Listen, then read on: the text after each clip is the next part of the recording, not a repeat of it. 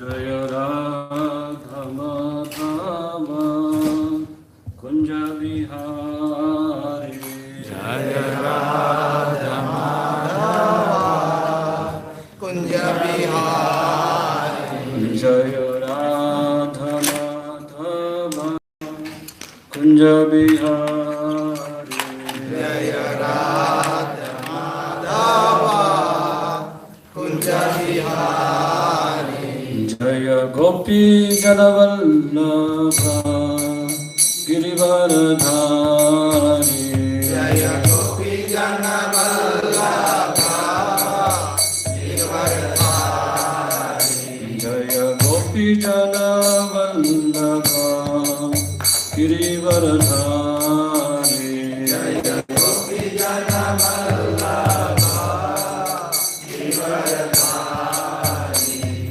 Yashodanandana Gaja Janaranjana Yashodanandana Gaja Janaranjana Yashodanandana Gaja Janaranjana Yashodanandana Gaja Janaranjana Yashodanandana Gaja Janaranjana Yashodanandana Gaja Janaranjana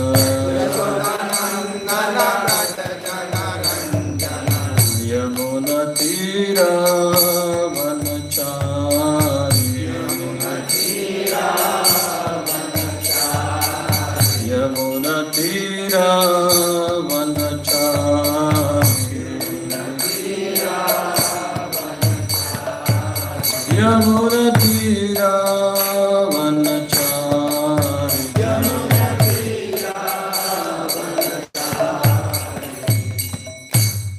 Om Namo Bhagavate Vasudevaya Om Namo Bhagavate Vasudevaya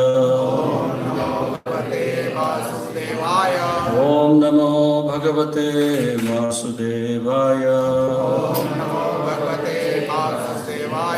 Om Ajnanatirandasya Jnananjana Shalakaya Chakshurunmilitam Yena Tasmai Sri Gurave Namaha Sri Chaitanya Manovistam Sthapitam Yena Bhutale Swayam Rupa Kada Mahyam Dadati Swapadantikam Vandeham Sri Guru Sri Yuta Padakamalam Sri Gurun Vaishnavamscha Sri Rupam Sagrajatam Sagana Raghunadanvitam Tam Sajivam Sadvaitam Savadutam Parijana Sahitam Krishna Chaitanya Devam Sri Radha Krishna Padan Sahagana Lalita Sri Vishakhanvitanscha Nama Om Vishnu Padaya Krishna Prasthaya Bhutale Srimate Bhaktivedanta Swaminiti Namine Namaste Saraswati Devam Gauravani Pracharini Nirvishesha Shunyavadi Paschatya Deshadharini Jaya Sri Krishna Chaitanya Prabhu Nityananda Sri Advaita Gadadhara Sri Vasadi Gaura Bhakta Vrinda Hare Krishna Krishna Krishna Hare Hare Hare Rama Rama Rama Hare Hare. So, welcome everyone to today's Bhagavad Gita class. As Prabhuji was mentioning, today we are going to discuss on the topic of Advent of Bhagavad Gita, which we call as Gita Jayanti also. So, the exact meaning of Gita Jayanti is like victorious appearance of Bhagavad Gita. So, Lord Krishna, we celebrate Krishna Jayanti, Krishna Janmashtami, we call it as also. So, on the day of waning moon, on the day of Moksha, the Ekadasi, 5,000 years ago, in the battlefield of Kurukshetra, Lord Krishna gave the knowledge to Arjuna. So there is a particular place in Kurukshetra, it's called as Jyotisar. And there is a banyan tree which was witnessing Krishna delivering the message of Bhagavad Gita to Arjuna. So till today, if you want to go to Kurukshetra, you can see this banyan tree which was there. So there are 700 slokas in Bhagavad Gita and 18 chapters. And within this 700 slokas, there are all answers given for each and every question. In this entire creation, whatever doubts we have, all the doubts which we have, the questions we have, everything is being answered in Bhagavad Gita. So Srila Prabhupada mentions in the introduction part of Bhagavad Gita that this Bhagavad Gita, the purpose of this Bhagavad Gita is to deliver mankind from the nuisance of material existence. Now what is nuisance? Nuisance basically means to identify ourselves with the body, to have a false identification, that's called as Mithya Hankara.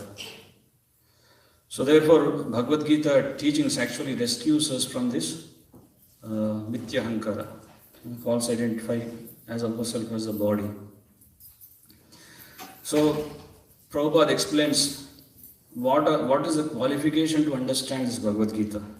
We should have a qualification also. There is a verse which explains in Bhagavad Gita that Bhakto Sime Saka Cheti Rahasyam Hyetat Uttamam. So he says, Krishna says, my dear Arjuna, you are my bhakta, you are my devotee. Saka, you are my friend. Therefore you are qualified to receive this knowledge. And this knowledge is not some ordinary knowledge. It's a Rahasyam Hyetat Uttamam. It's the most confidential knowledge.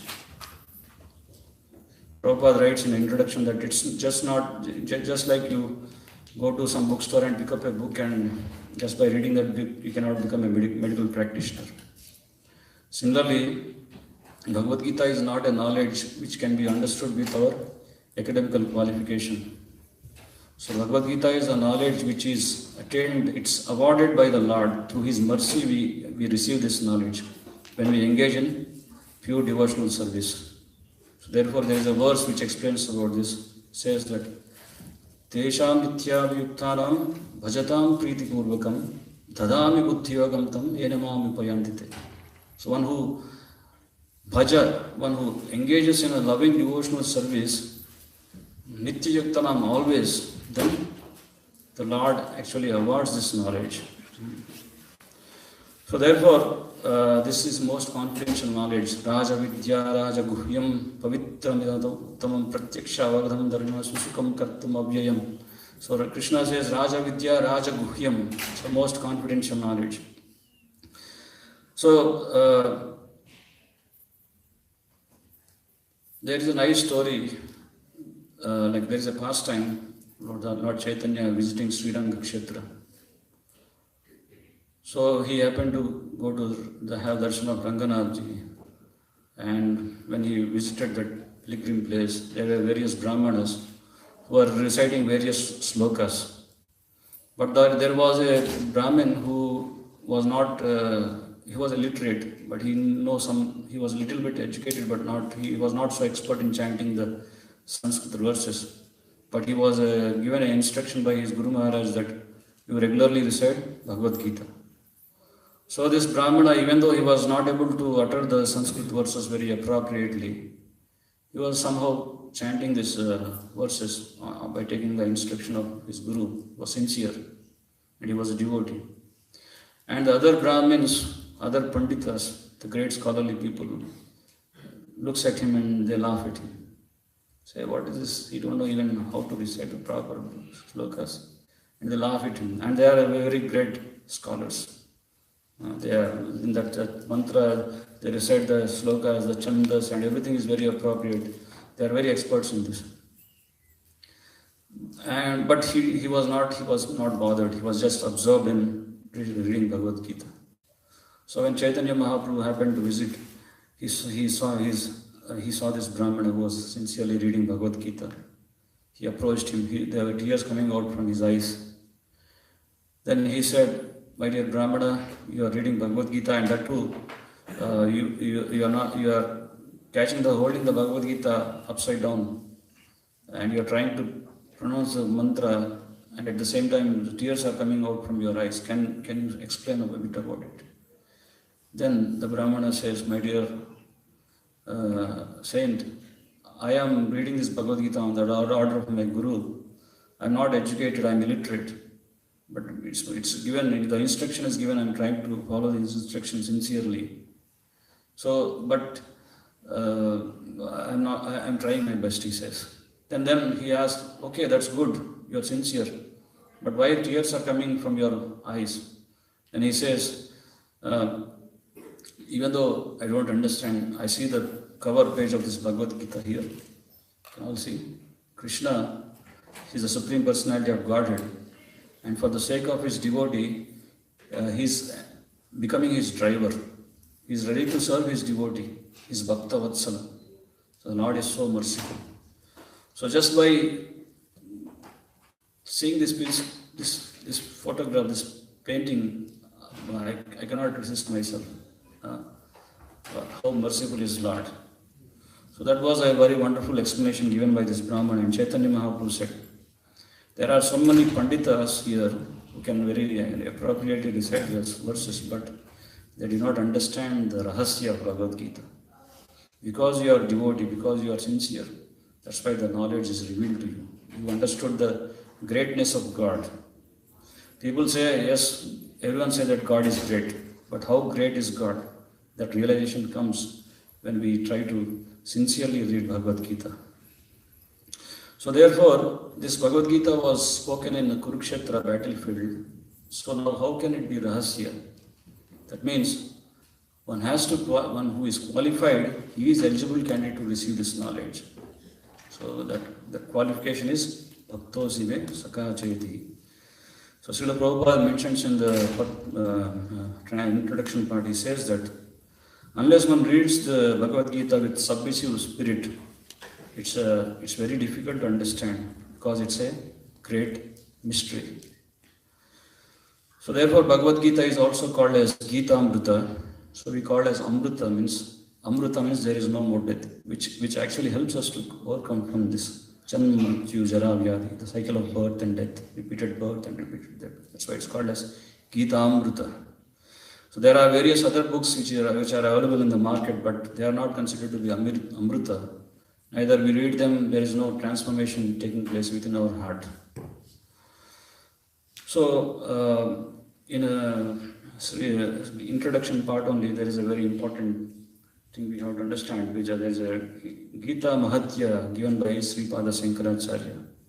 So even Sankaracharya is a Mayavadi, the title is Sri Pada. That means Sri Pada means one who has taken shelter of Lord Vishnu, Vishnu Pada, Sri Pada, Prabhupada. So ultimately he is called as he's a Mayavad in the form of hidden Vaishnava. So he is revealing this Gita Mahatya, the importance of Gita. So Prabhupada writes this Gita Mahatya in the introduction portion. We'll just try to read this. So the first verse of Gita Mahatya is Gita Shastramidam Punyam Yah Pate Prayatatpuman Vishnupadam Mapnoti Bhayashokadi Varjitaha.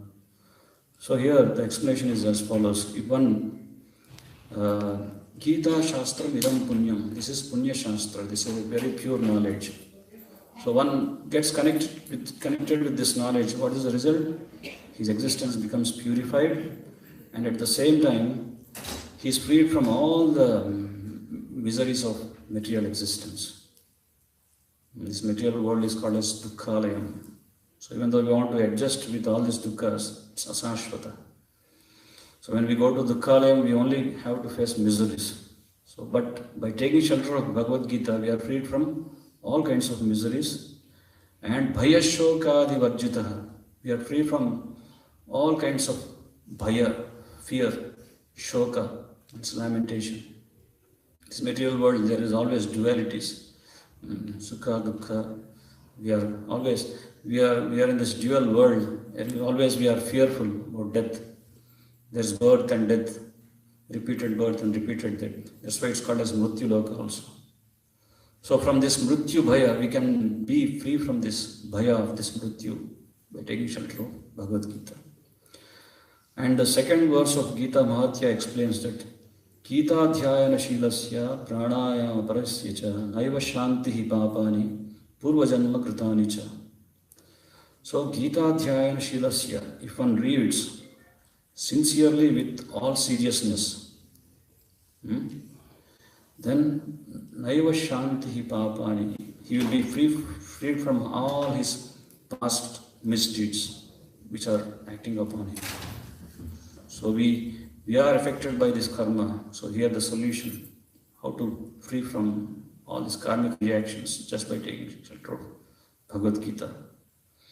Now the third verse of Gita Mahatya explains, Male nirmochanam pumsam jarasnanam dine dine sukrit gitamritasnanam samsaramalanashanam. So malinya, this body has this contamination. So in order to purify this body, we regularly take bath every day morning. But we are in the samsara. So when we are in the samsara, we are contaminated by the effect of the samsara. We have this. We come in touch with this material world, our consciousness gets polluted. So how to clear out this pollution? What is the method? So here the solution is given. Valine mojanam pumsam jalasnanam dine sakrit gitamrita snanam. So gitamrita snanam, by bathing in the, by taking shelter of Gita, by regularly hearing Bhagavad Gita, gradually we are purified from this samsara mala, the contamination of this material existence. So here, even a person goes to take bath in Ganga, he gets purified, there is no doubt about it. But the tendency to commit sin is not very easily eradicated. But one who takes the shelter of Bhagavad Gita, even the tendency to commit sin is also completely nullified. So that is the beauty of taking shelter of Bhagavad Gita. And the fourth verse explains that Gita Sugita Kartyum Yam Kinyanyai Shastra Vistare Yasvayam Padmanabhasya Mukha Padma Vinishritaha. So here, Gita Sugita Kartavyam, here the word,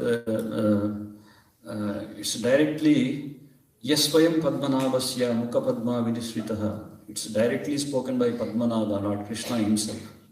It's emanating from the mouth of Lord.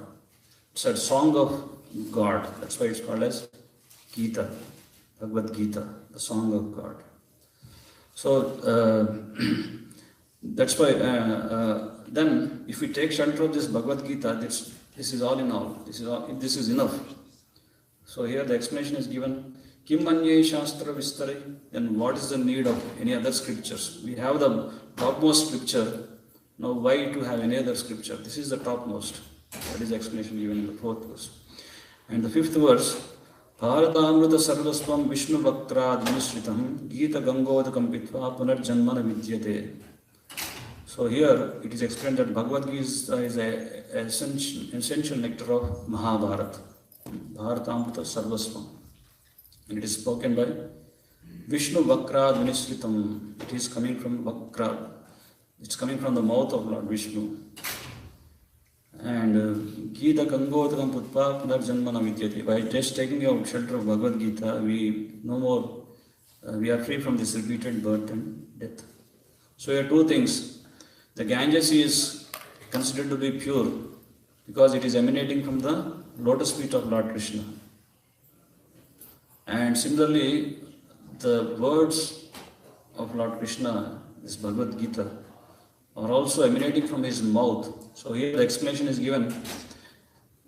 The Ganges which is emanating from the lotus feet of Lord Krishna and the words which are emanating from the lotus mouth of Krishna, there is no difference. But at the same time, here in the translation it is explained that Bhagavad Gita is more even important than the water of Ganges. As we discussed, like by taking shelter of Bhagavad Gita, even the sinful tendencies are completely eradicated from our heart. Now the sixth verse of Gita, Sarvo Parishado Gavo Dokta Gopalanandana Parthavatsa Sudir Bhokta Dugdam Gita Amritam Mahat. So this Gita is the essence of all the Upanishads. There are 108 Upanishads. Among all the Upanishads, this Bhagavad Gita is the topmost Upanishad. And it is like, the analogy is given as a cow. Now, when there is a cow, there is a cowherd boy. Who is that? Krishna is milking the cow.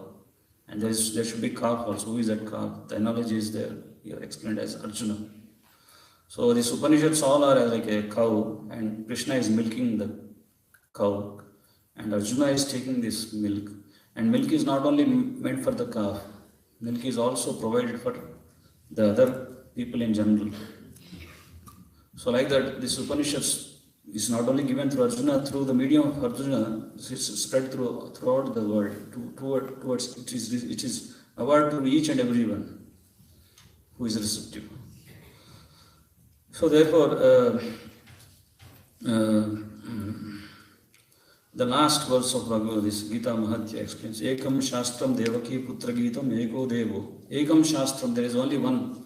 This is the conclusion of Gita Mahatya given by Shankaracharya. He says, there is only one Shastra. Ekam Shastram Devaki Putra Gitam. Eko Mantra Tasya Namani Yani. There is only Eko Devo Devaki Putra Eva. There is only one God. Who is that? Krishna. There is no doubt about it. He is giving the conclusion. And then he says, Eko mantra tasya namani yani. There is only one mantra. What is that? Hare Krishna, Krishna Krishna, Hare Hare. Hare Rama, Rama Rama, Hare. Chanting your glories. In karma apya ekam tasya devasya seva. There is only one activity. What is that? To be completely engaged in your transcendental loving devotional service. So this is the Mahatya which is explained, Gita Mahatya given by Shankaracharya. So this Bhagavad Gita knowledge was not just only spoken to Arjuna for the first time, but this knowledge was also given previously by Lord Krishna to sun god. So he explains that Imam Vivaspate Yogam Praktavanaham Abhyayam Vivaspan Manave Prahu Manurisvakave Bravit. He says, Imam Vivaspate, the sun god's name is Vivaspan. I gave this knowledge previously to sun god, and sun god in return he gave this knowledge to Manu, his son. And Manu, he gave this knowledge to Ishvara. But as the time passed, this succession was broken. Now again I am giving you back this knowledge. So here, the Bhagavad Gita, the first chapter is Arjuna Vishada Yoga. The word Vishada means lamentation. Now why Arjuna is lamenting? And why it is called as yoga? So, Vishada means suffering. It's not that Arjuna is really suffering, but it's a condition of everyone who is caught up in this material world. They are having Vishada, miserable situation, very critical situation. So what did Arjuna do when he was undergoing this suffering? There is another, immediately the word yoga. That means he's trying to, he's connected with Krishna, but because this suffering is there, that gives him more impetus to completely surrender to Krishna. So that's why he re-established his connection very strongly. So the word yoga means connecting, and the opposite is viyoga, disconnection. So as long as we are disconnected, then we have to undergo this vishada. So when we connect again back to Krishna, that means we have lots of hope. So Arjuna connects to, that's why it's called as Arjuna Vishada Yoga. So before Bhagavad Gita was spoken to Arjuna, this knowledge was revealed by Lord Krishna. Arjuna was exhibiting his situation. Just like, for example, if you go to a doctor, if you have some disease, so what is the first thing what the doctor does? He diagnoses the disease. And when he does this Vyadhi Nirdharana, and then he appropriately gives the medicine according to the disease. So similarly, Arjuna, first he was revealing his problem. He accepts that I am suffering, I am in confusion. So as long as we don't accept this fact, we think I am okay, I am good. And then we are entangled in this material world. So here Arjuna accepts this fact, and then he approaches Krishna. And he says, what exactly is his problem? So he says that I have a dosha, I have a fault. What is that fault? Karpanya dosha bhatasva bhava prachamitvam dharma sammuda cheta. Saying karpanya dosha. Karpanya, the word karpanya means miserliness. Now who is a miser?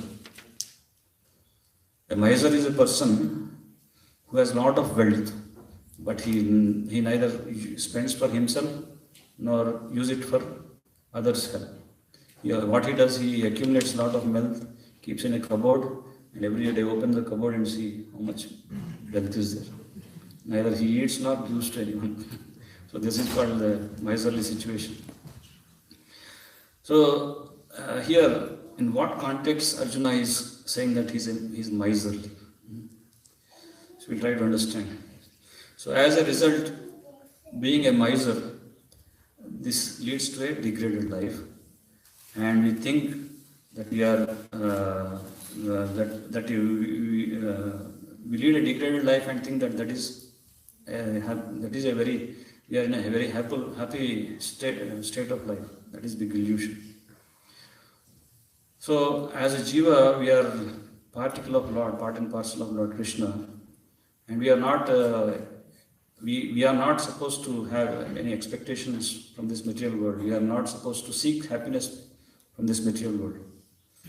So tat padam tat parimagra divyam, tat padam. So we attain higher happiness by taking shelter of the lotus feet of Lord Krishna. So when we take shelter of tat padam, the lotus feet of Lord Krishna, that means we need not again fall into this problematic situation. But as a conditioned soul, we are conditioned. So as a conditional soul, we always hanker to have attraction towards this degraded life. So there was a nice story. So how conditioning, how we justify our conditioning. So there was a drunkards who are very much addicted to drink wine. So there was some people who want to give some counseling, some seminars in order to get free them from all this drinking habit. So they conducted a big seminar. They invited all the drunkards. So all they came, and what they did, they placed two glasses on the table. One glass was filled with wine and the other glass was filled with juice. So what did they do? They put a fly in the wine and fly died. And they put a fly in a juice and fly did not die. Drank some juice and it flew away. Then they said, now by saying this, what do you understand? Then one of the drunkard got up and said, if we drink wine, then the bacteria within our stomach will be cleared off. But if we drink juice, no, the bacteria will not die. So that is their conclusion. So this is called conditioning to our bad habits in this material world. We justify our conditioning. So therefore, it is said that if you want, if we derive, only way is if we attain that higher happiness, the topmost happiness, by taking shelter of Lord Krishna's lotus feet, then we can easily give up this lower taste. That is only the solution. Otherwise, it's not easy to come out of this conditioning. It's very, very, very difficult. So therefore, here Arjuna is saying that Karpanya dosha, he's saying, he has a lot of skills. He's a very good fighter, he's a Kshatriya, but he don't wants to fight. That's in this context he's saying that the Karpanya dosha, I have a dosha which is miserliness. I don't want to use my skills in your service. So therefore I am a miser. He's accepting his part. Then he says in the next word, Karpanya dosha apatas prabhava. So he's saying apatas prabhava. That means being a natural, what is our svabhava, our natural constitutional position? What is our natural constitutional position as a jiva? We are part and parcel of Krishna. That is our svabhava. And being a part and parcel of Krishna, to render service to Krishna is our real position. But here Arjuna is saying, my svabhava has been stolen. Right? because he is not able to be fixed up in his svabhava. It's flickering. Sometimes he went to battlefield of Kurukshetra, he wants to fight. Now he keeps up his Gandiva and thinks, why should I fight? So he forgot, he's acting as if he forgot his constitutional position to render service to Krishna. So, so generally, as a part and parcel of the Lord, we possess great qualities. Krishna is great, and being particle of Krishna, we have that qualities. So that soul has that great qualities, but we hide that qualities by thinking by this external body. We accept this external body, the covering as ourselves, and we relate with these qualities. That is the problem. So actually, in this way, we are cheating ourselves by falsely claiming ourselves with this body. So generally, the symptom of the soul is pure. So the symptom of soul is conscious, and the conscious is pure conscious.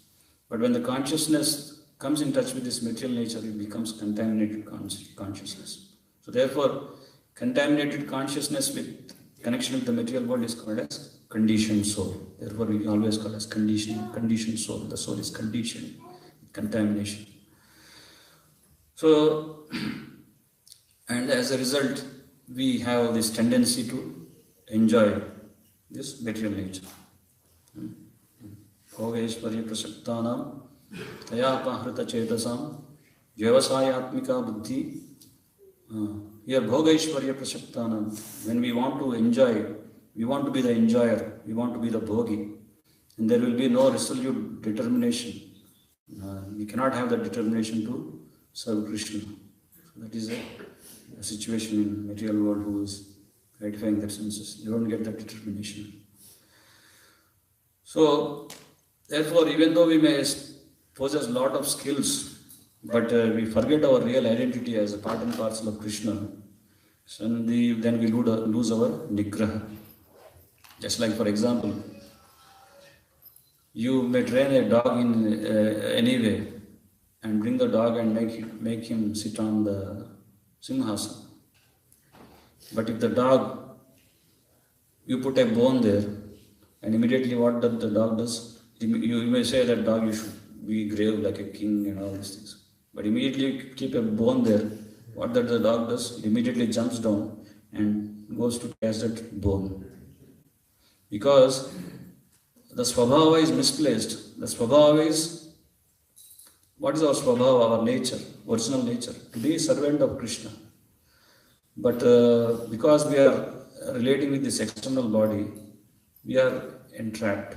We think that whatever the body demands, we have to act accordingly. We have to fulfill the demands of the body. This is a big illusion. So therefore, so Arjuna is saying the same problem, like Swabhava is constantly changing, it's not fixed. Then the next word he says, Prachamitvam dharma sammuda cheta. So he says, Prachamitvam dharma sammuda. Means now I am not understanding what is my duty, my dharma, my swadharma, cheta. I am bewildered in my heart. So this is dharma sandikdha paristhiti Arjuna is facing, confused about his duty. And he makes an inquiry. When there is a confusion, immediately what is the next step? We make an inquiry. Just like we go to a place, we are confused whether we have to go left or right. For example, if you are in America, they say you take right. But if in India, you say by car, you say take left. So we understand these rules and we follow the rules and we act accordingly. So we inquire. So similarly, Arjuna is making inquiry. What is my dharma sammuda cheta? What is dharma? What I should do? What is my duty? So this inquiry actually helps us to get us free from this confusion. That's how the whole Bhagavad Gita teaching is helping us to overcome this confusion. So then, the next words in this sloka, Arjuna says, Yastreyasa nishitan bruhitanne, Yastreyasa nishitan bruhitanne. He says, what is my shreyas? I'm not understanding what is my Shreyas. Sometimes, if you ask a student, what is your goal of life? They say, I have to settle in my life. It's all related to short-term goal. But what is really Shreyas? It's a long-term goal. It's the ultimate goal. I mean to say it's ultimate benefit. It's not temporary benefits. It's the ultimate benefit. That's here. It's called Shreyas. So here Arjuna is asking, yes, Shreyasan, what is my Shreyas? Please tell me what is best for me. So he's questioning Krishna. What decision I have to take? So whenever we are in this confusion, this is the solution, taking shelter of Krishna. So in this way, he wants to clarify his doubts, and he has complete faith on Krishna. Just like we have doubts means that doesn't mean that we don't have faith. We know that this person is our well-wisher, he is telling for our good, but somehow we are not able to understand what he is saying. So that's why we exhibit our doubts. But the opposite is suspiciousness.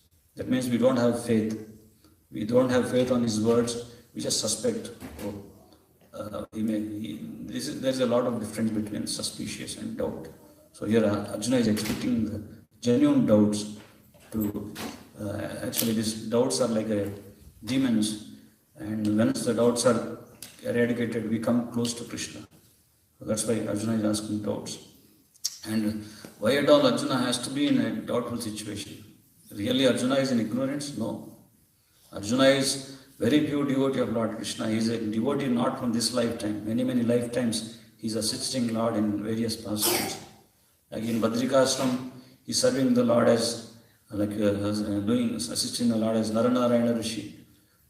His Nara is Arjuna and Narayana is Krishna. So they were together. Now how Arjuna can be in doubtful situation? So he is doubtful, just acting as if he is in doubt. He is just put in illusion so that the knowledge is revealed through the medium of Arjuna to all of us. So therefore, then in the last part of this verse, Arjuna says, Shishyasteham sadhimam pam prapannam. Now Krishna, I am doubtful. Now I am completely surrendering to you. Shishya, I accept you as my Guru. Till now, Krishna was like a Sakha, as a friend. So friendly business doesn't work here. When you are too close, friend, you are equals. Friends means equals. No. Now Arjuna gives Krishna the higher position that now you are my Guru. Please enlighten me. I am your Shishya. I am your disciple. Please give me your knowledge. Please instruct me. So Arjuna is saying. So this is actually the turning point verse of Bhagavad Gita, where Arjuna received this transcendental message of Bhagavad Gita by Lord Krishna. So this is his turning point. So therefore, Arjuna surrenders himself. He says, accepting him as a spiritual master. Now Krishna's role is as a guru. So after the whole Bhagavad Gita was taught to Arjuna, then Arjuna says, Krishna, Nasto moha smritir labhva yanma vadasi kesava. My moha, my illusion is now completely destroyed, O Krishna. Nasto moha, my smriti, my remembrance has come back. Now I understood what I am and what is my relation with you. That Sambandha Jnana has been revealed to me. My illusion is now gone. So that is the result. When we hear Bhagavad Gita sincerely and seriously, then this should be the effect of hearing Bhagavad Gita. All our moha and illusion, which should be, we be free from our illusion and we very strongly establish our sambandha with Lord Krishna. So that is the result of hearing Bhagavad Gita. So if we hear regularly the message of Bhagavad Gita, first thing is illusion. We have to understand what exactly this illusion is. Moha. Moha means that which is not. It's like we are in this material world. Sometimes we think a snake to be a rope and a rope to be a snake. This is called moha, illusion. And therefore, this is the first Maya's first way to attack it, Jiva, is make him forgetful about his relation with Krishna. So Maya gives him forgetfulness. He forgets. There is a verse, Naham Prakasha Sarvasya Yogamaya Samanvita. Naham Prakasha. I am not revealed to each and everyone. By the influence of Maya, you are kept under the covering. So Maya comes to a Pratyakshatmika Shakti, Avarnatmika Shakti. Avarnatmika Shakti means she covers him. She covers the Jiva completely. And in the forget status, he forgets about the Lord completely. And then what? And the second step is, puts him into dualities. Ichchadvesha samuttena hantamohena bharata. Ichchadvesha. So we are in this dual world. Sometimes there is ichcha, desire, and some like, and sometimes there is dislike. Sometimes we accept, sometimes we reject. So this is dual world. We are kept in this dualities. And in this way, we are caught up in this material world. There is another word which is explained in Bhagavad Gita as sammoha. This is more a very powerful effect of Maya. Like moha means illusion, and sammoha is like krodhat bhavati sammoha. Sammoha smriti vibhramaha. So when we are in sammoha, we lose our smriti. We completely forget our real identity. We are in. And what is this sammoha exactly? Sammoha means, moha means illusion, and sammoha means to completely absorb ourselves in that illusion and lead a life in that illusion. In other words, completely trapped in Maya and think what is not real, we think that is reality. Like we are just like we are not just bodies, but in sammoha status we think that we are this body. We are totally convinced that we are this body. Just like, for example, sometimes in this Tantrika Vidya, what they do, they hypnotize a person. That means they influence on his mind. The personality is there, but he is not having control over himself. Now the Tantrika, he controls him by doing this Tantra Vidya. So now he says, sit means he has to sit, stand means stand. If he says, you are a man but you wear a sari, that means he wears sari. So like that he completely keeps in sammoha. So now this is like a person who is completely under the grip of Maya. He's totally absorbed. He's just very loyal to the instructions of Maya, and he acts whatever Maya is saying. He is just acting accordingly. This is called as sammoha. So therefore, if the thing is, we don't belong to this material world, but we identify ourselves as the thought of this material world. That is a biggest sammoha. Prabhupada says this is not a sane. This is not a sane. This is not an appropriate place for a sane man. But we relate ourselves with our Janma Bhumi. We say, this is my Janma Bhumi, my birthplace. Be proud to be an American. Be proud to be an Indian. Prabhupada says, then you both fight, and this Indian will one day come and take birth in America, and American will go and take birth in India. That's going on.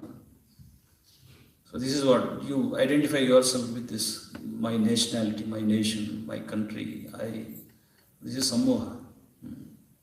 First of all, we are not the part of this material world, this material creation. And we identify. That's why, therefore, the explanation is given that we designate ourselves with various upadhis also. We say, I am so and so. I hold this post, I hold this position.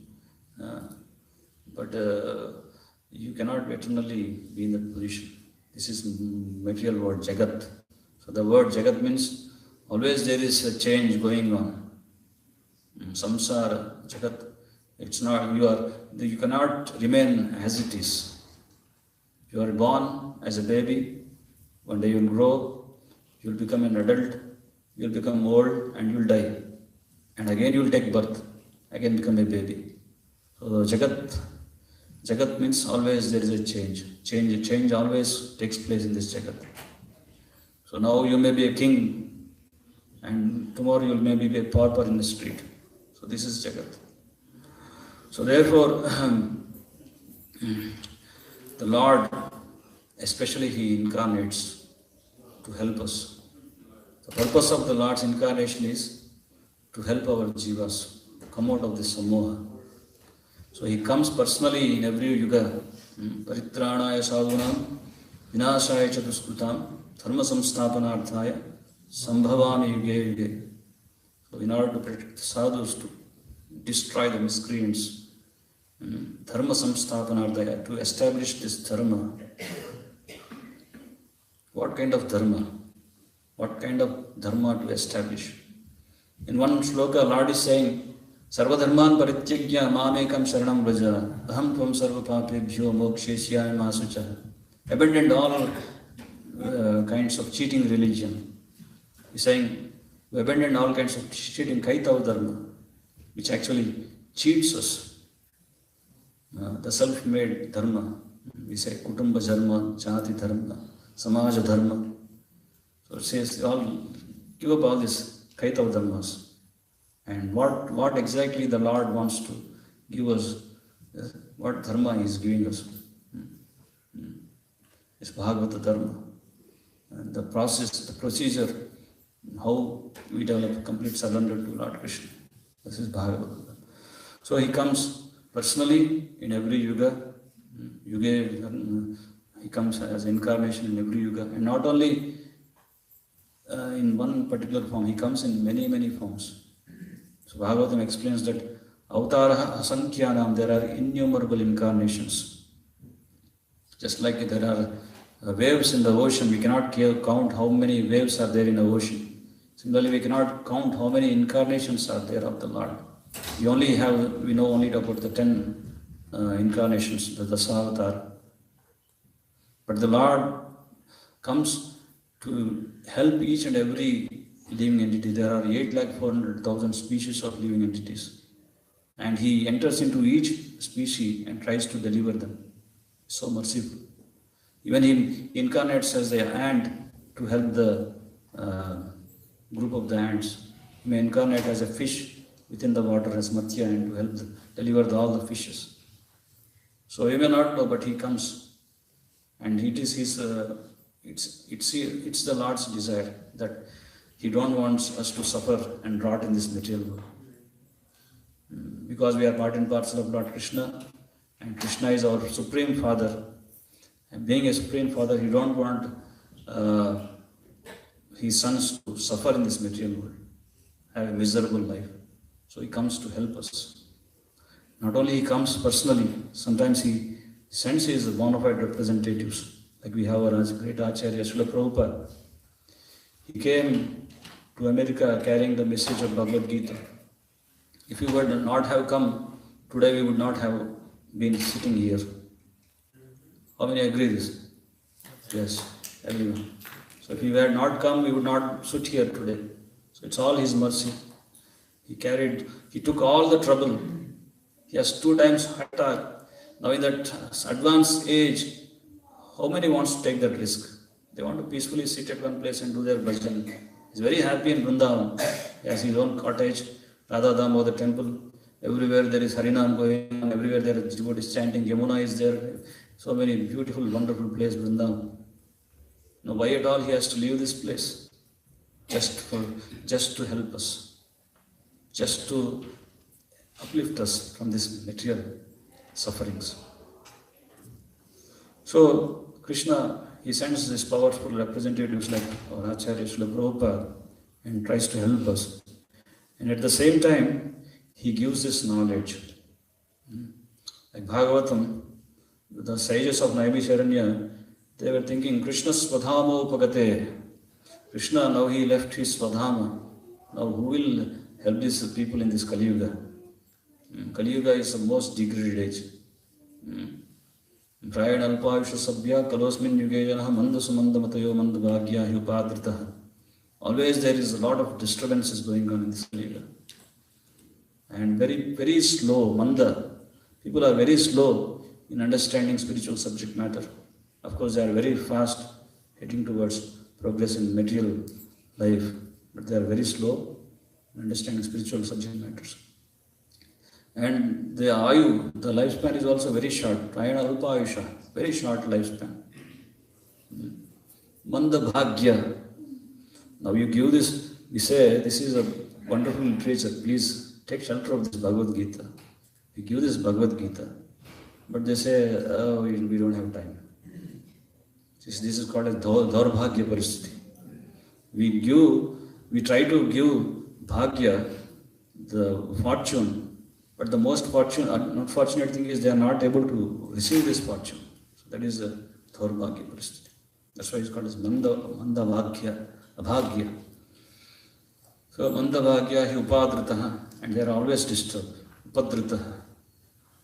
So that is a situation in this Kali Yuga. Therefore, the only solace, the only and only solace is complete taking shelter of Bhagavad Gita. There is no other way, there is no other way, and there is no other way. Take shelter of Bhagavad Gita and try to follow the instructions of Bhagavad Krishna. So therefore, Krishna, he says that this knowledge is such a knowledge that there is jnanam teham savijnanam idam vakshyami asheshataha. This jnana, this transcendental knowledge, when we practically apply it, it's called as vijnana. And when we take shelter of this knowledge, there is no more left over. There is nothing more left over. Ashesha. Here the word shesha means something left over. But Krishna is saying, this knowledge is such a knowledge that there is no asheshataha, there is nothing left over. Whatever I have to give, everything I have given in this book, Bhagavad Gita. There is no shesha, everything is there. And therefore he says, this is complete knowledge, samagram mam. This is a complete knowledge. And jnatavyam avishishyate. This is a vishesha, this is a very special knowledge. It's not ordinary knowledge, it's a vishesha jnana.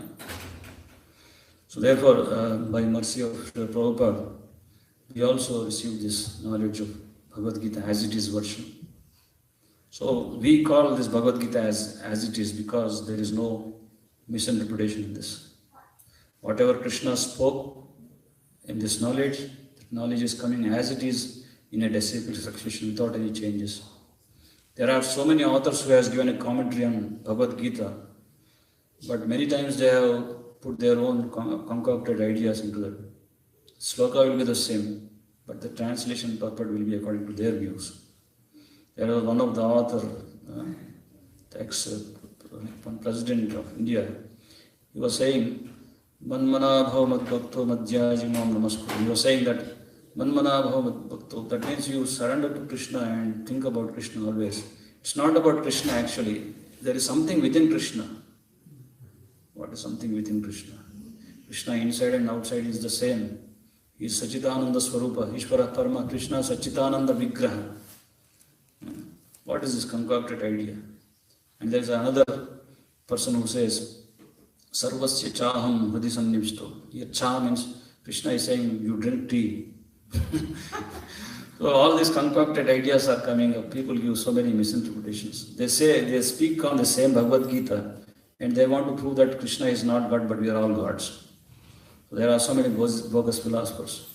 So therefore Prabhupada is a bona fide acharya coming from a bona fide sampradaya and he's teaching the words of Bhagavad Gita, which like actually whatever Krishna spoke, that same words he's giving in a as it is way. That's why when we take shelter of this Bhagavad Gita as it is, definitely there is a transformation happen in our life. We see that result today. This Bhagavad Gita is not only accepted, it's not a Hindu scripture. First of all, we should understand that it's not a Hindu scripture. And Hindu, there is no word called as Hindu in Vedas. It's a Sanatana Dharma and it is applicable to each and every living entity. It's a universal knowledge. So Prabhupada proved this. It is not meant for a particular sect of people. No. This is a universal knowledge for each and everyone. And one who have this conviction, what he does, he sincerely reads. And by reading this Bhagavad Gita, what he does, Janma Sartak Kori, he perfects his life. And then he also wants to give this message to others. He preaches about this Gita. Janma Sartak Kori, Karo Paropakar. So that's what we have to do. So we have to perfect our life by taking shelter of Bhagavad Gita. And at the same time, we have to do Paropakar. That means we have to help others by giving this transcendental knowledge. This is the knowledge, this is the most best charity among all the charities. You may give a person a food or some clothing or little money, but that is not going to solve his ultimate problems in life. But if you give this transcendental knowledge, the message of God, if he even understands a single word from this Bhagavad Gita, that means his life is successful. One day, he'll try to cross over this ocean of material sufferings and go back to Krishna. And there, once he goes back to Krishna, there is no more suffering, no more janma mrityu jara vyadhi, punarapi manaram, punarapi maranam, puranapi jana, punarapi jadare shayanam. It's all, no need to have these miseries. We are completely free from miserable situation and we have eternal blissful life in the abode of Lord Krishna. Hare Krishna. I'll stop here. Thank you very much. Srila Prabhupada ki jai. Gita Jayanti Mahamahotsav ki jai. Bhagavad Gita ki jai. Jai Gaur Premanande. Questions? Anyone has some questions or comments? I had a question. Yes, Prabhupada, please. So it's 8,400,000 species, different species. And this human body is like, although it's one of those 8,400,000 species, it's like a special form. It's a loophole for us to get out of this, cross over this nishi. So how do we understand that when Krishna incarnates as like Matsya, the different species, that the fish, he's helping the fish? Because I thought it was only in the human form that we're able to get out of this loophole. So, as we said that Avataraha Sankhyanam, the Lord manifests himself as Matsya, the fish incarnation also. So how to understand that Krishna as Matsya is coming and helping us?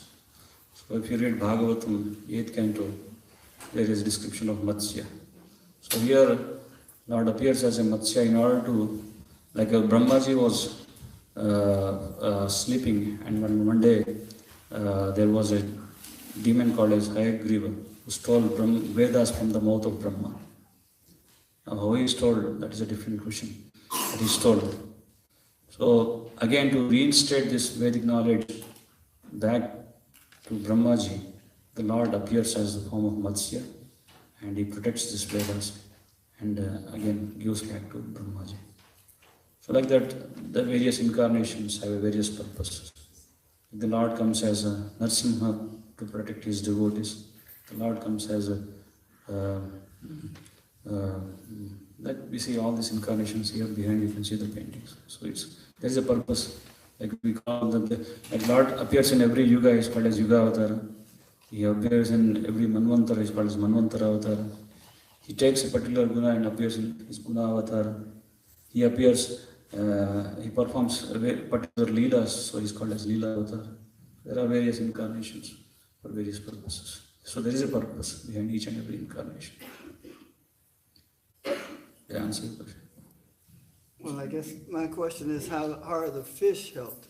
You know, I know it helps to have the incarnation had a purpose for the humans, but I'm just wondering about like the...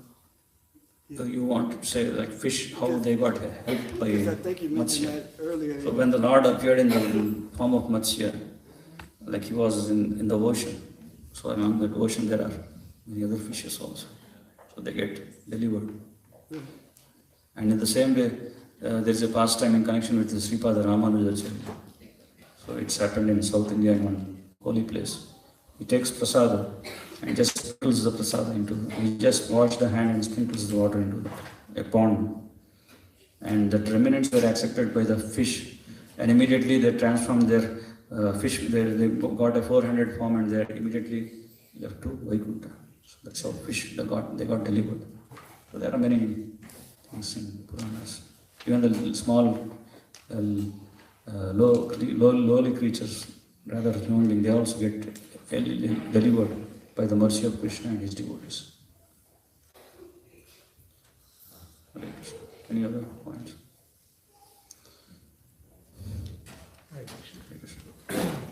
The interesting analogy always given that one has to be a devotee to receive the Bhagavad Gita, because it said that Bhaktosya Sakhacheti, right? At the same time, to receive, the purpose of Bhagavad Gita also to become a devotee. So, until you don't become a devotee, you don't understand this. And in order to become a devotee, you have to understand this. That's a good question. So therefore, the scriptures, his question is, unless we become a devotee, we don't understand the scriptures. And once we become a devotee, then we come to understand the scriptures. So here the answer is, like when you are not a devotee in a conditioned stage, the scriptures actually helps like a aushadha, like a medicine. So once you get connected with the scriptures, you are free from all this bhavaroga. And once you are liberated, you become a devotee, then you start relishing the scriptures. So actually the devotional life begins when in a liberated stage. So even Paramahamsas, they relish Bhagavatam. So, but in initial stage we say we do as a sadhana bhakti. We do Nityam Bhagavata Sevaya, and in this way, what happens? Srunvatam Sukata Krishna Punya Sravana Kirtana Hrudayam Tashtya Bhadrani. When we sincerely attempt to hear, then all the abhadras, contaminated things are eradicated from our heart. And when all the contamination is gone, then we start relishing Bhagavatam. So in both the ways, Bhagavatam is helping us. Maybe we can understand in this way that if you just read, you come to a conclusion that I must seek a spiritual master. Probably from there, you may not understand Krishna, but at least maybe Krishna gives an understanding. To understand me, you must have possessed a bona fide spiritual master.